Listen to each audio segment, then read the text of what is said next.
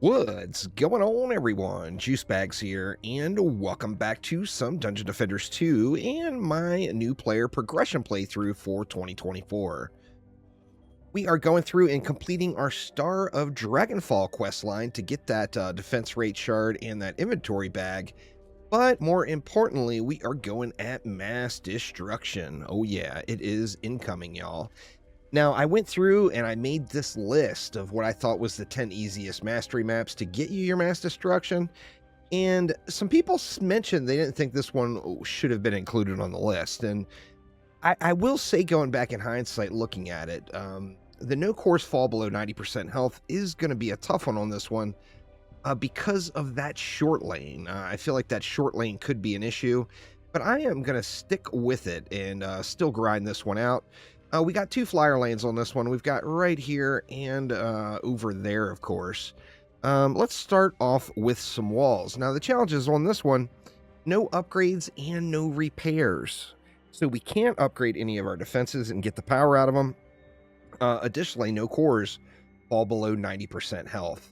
So this time around, we're going to be sticking with our aura spam since we are in Chaos 1, but I am considering maybe adding in a boost aura. Now, I personally would never suggest using a boost aura until you have two shards that you can use on it. So, like, I can pull this Skyguard shard off and go with boosted power and destruction. With two power shards, it makes the boost aura much better. With only one, it's pretty debatable whether it's worth using at all.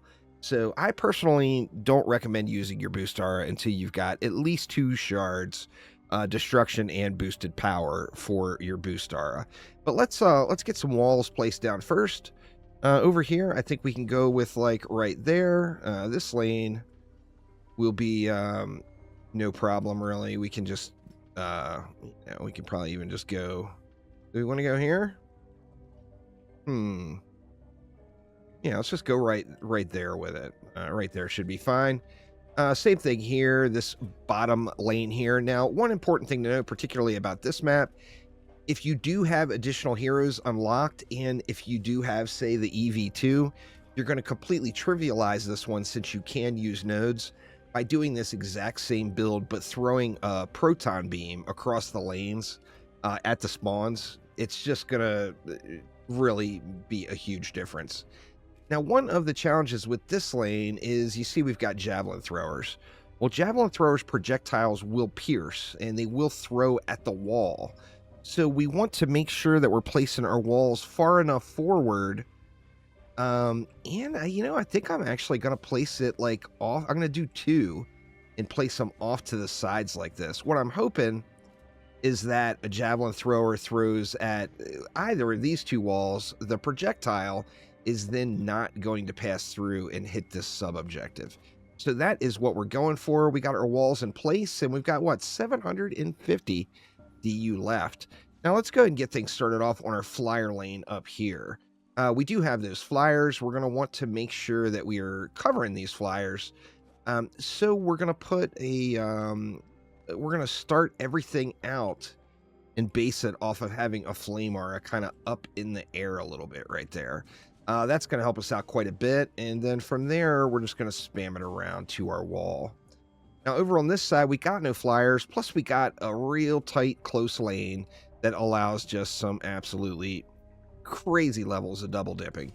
So we're going to go right down, covering both of these lanes first, and then we're going to go with one at the wall and one at the spawn. Over in this lane, we've only spent half of the DU now, so we're going to have lots of DU left over for that short lane. In this one, it's pretty straightforward. We're just going to spam it up. Auras for days. Just going to actually go all the way down the line. Just go something like that. And that leaves us 240 for this lane. Now, as I mentioned, this lane is going to be the tough lane. We've got the javelin throwers, but additionally, we've got flyers. Now, the problem with flyers, we get a kobold dive bombing flyer. It could go right for the main core there. With that in mind, we want to kill these guys off quick. So, you know what? Let's go with lightning strike R's up top. I'm going to go with one up there, and then, let's just go ahead and go with another one right there. That's going to leave me 180 DU left. Can I get a Flame Aura up there with it? I probably could have if I would have placed it a little bit more carefully, but I didn't. But let's get one Flame Aura up top for those flyers. We'll get another one in, say, like there, and we're just going to pack the Flame Auras in as tight as we can get them to cover this area. Let's see, and there we go. Our 900 DU is spent. Now, we've got 100 left, but we can't upgrade or repair, so we can't use that mana to get any additional value out of the build. Now, just to be safe, I am going to sacrifice myself, as we don't have no deaths.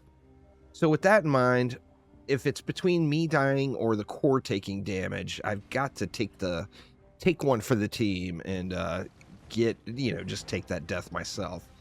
Now, the benefit I have on this lane is I am using that melee boom. Now, melee boom, the earlier you are in the game, the more powerful it is.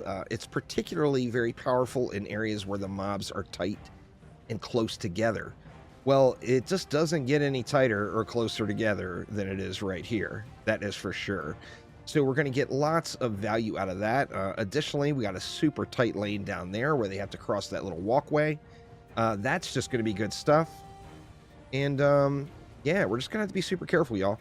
It's mainly about the javelin throwers and the flyers. Now, we got no Cobalt dive bombers this first wave, so we don't have to worry about it a ton this wave. I do want to keep an eye on those northeast flyers, though, because we can't do any upgrades. And they actually looked like they were going to make it past. So I think I'm going to have to do some rebuilding here to get a little more power on this lane.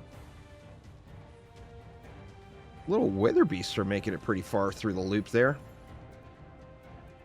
I mean, we're just about done. We got one baddie left. And let's see, what do we want to do? Well, let's see. We can sell, right? Yeah, no upgrades, no repairs. We can sell, though. So let's sell this one.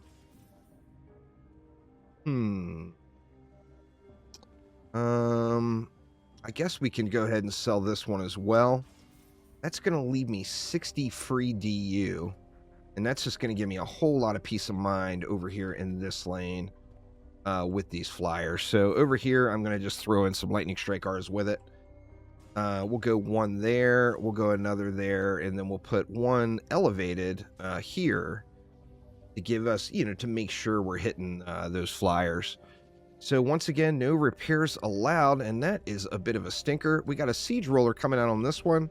We'll want to be careful of that Siege Roller, of course. But we're going to just sit here and continue slapping. It looks like, I mean, most of the lanes are just dying off.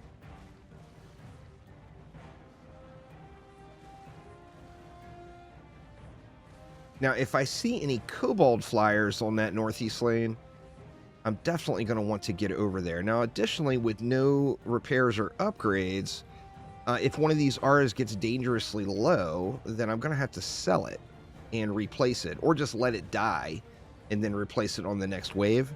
But I can't go and upgrade it to save it, and I can't go and repair it to save it. We got 91 enemies left. I think we'll just give this Siege Roller a little bit of room here. Let that Siege Roller come out and do his business. And we'll play Dodge the Rockets in the meantime.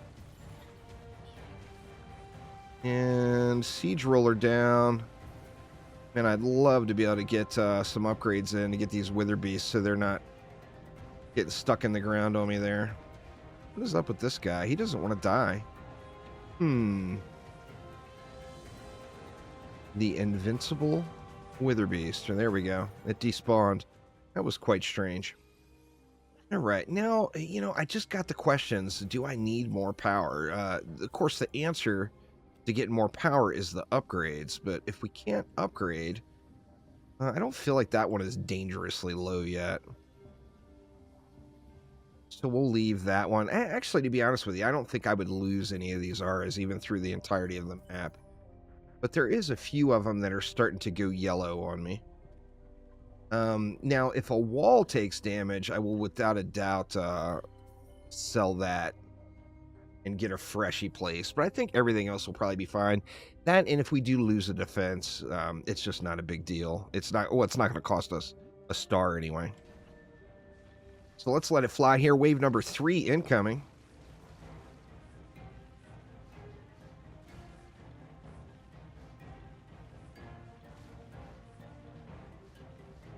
Just want to keep an eye on those flyers. You know, if a yellow flyer comes out on that northeast lane, I've got to intervene. Just has to happen. So far, so good. It looks like the flyers are actually dying fairly early over there. So that's a good thing for sure. Looking at the northeast lane, that is. Over here, they get a little bit of spawn protection, so they are able to come out just a touch.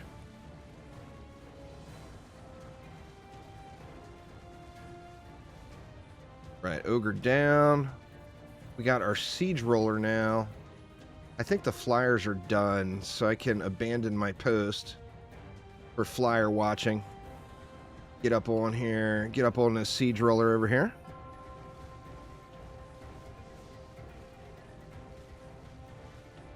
All right, siege roller down and doing okay. Doing okay. I still think we're fine on our auras, even though they are getting low. If they start, you know, if they go red, then I'll worry about it. But, you know, all the way around the map on this build, the flame aura that is lighting up is not really a flame aura. That's going to cost us the match if it goes down. So let's just let it fly again. What do we have for bosses? Oh no, we got a cannon ogre this time. That is tragic. That is quite tragic. And we did lose a little health here. So let's go ahead and replace these walls. One there and one there. This cannon ogre could potentially cause some real problems. We got a Tuskar up there, which shouldn't be too bad. We still got no dive bombers. We got no dive bombers on either lane yet, so it's been a long time since I did this one. Maybe there are no dive bombers now. That is a possibility. Now, I do want to try to get in the mix with this cannon ogre. I'm just going to let him one-shot me, just hoping that he dies off before he destroys anything. But cannon ogre is going to destroy the walls first, and then we'll destroy the sub-objective. In one shot from the cannon ogre, we'll definitely lose the mastery star, so a little bit of bad RNG on this one. That is for certain. So I'm going to just sit here and live the cannon ogre stalking life. And as soon as that guy comes out, we are going to be on him. I'm going to save my pet. Now the knock-up won't work on the cannon ogre, but I'll still get the bonus damage, of course. And we got that stun going on as well. I was hoping he was going to turn around and shoot at me, which he's not doing, but it looks like we were able to get him. He tore that wall up, but it's still alive. I guess we should put a little work in on Tuskar since he's up here brutalizing stuff. Come on, Tuskar. Go ahead and turn around. Turn around and say hello. All right, Tuskar down. He brutalized that wall as well. Okay, we got lots of blinky lights now. So we're going to have to do something. Let's sell that wall and replace it. I think we're going to have to sell that front aura. It's blinking red, but on the same note, with auras, it's a little bit misleading. Like, that is more than enough charges to make it through this wave. So, I mean, I'm just not even going to upgrade it just to show that it would last, even though it's blinking red. Now, those walls, however, yeah, those walls are screwed. That is for sure. Now, I'm assuming that's the lightning strike auras blinking. But once again, there's still just a lot of charges left on it. So, I mean, we're going to be able to survive it. Okay, we got a Tuskar here. We've got a Shaper there.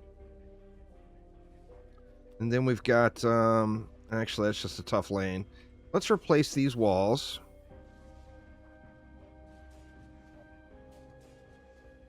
And then we'll just let it fly. Final wave. If we can make it through this one, We are good. We are good.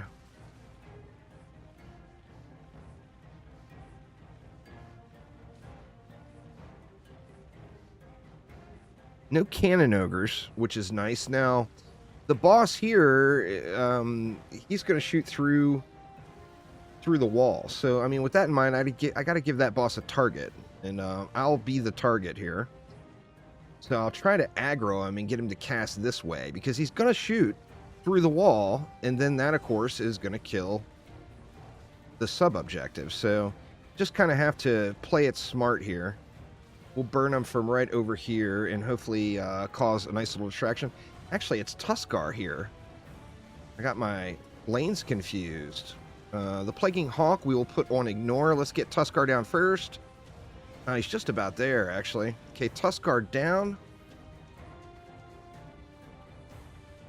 How we doing over here? Luckily, luckily that projectile is not hitting the core. Oh my god, thank god it was this lane and not that lane. And then the Plaguing Hawk is at the wall, but it just doesn't even matter. Only a few mobs left. We're in good shape. See, this R has still got 2,643 charges left, so it's blinking red, but no cause for alarm on that one. And there we go. We got 5 more stars, and we are 10% closer to mass destruction. So we are getting it, y'all. We are getting it. So, well, we got to do a couple more maps before we get another reward. But yeah, we are making our way through this. We're actually halfway there.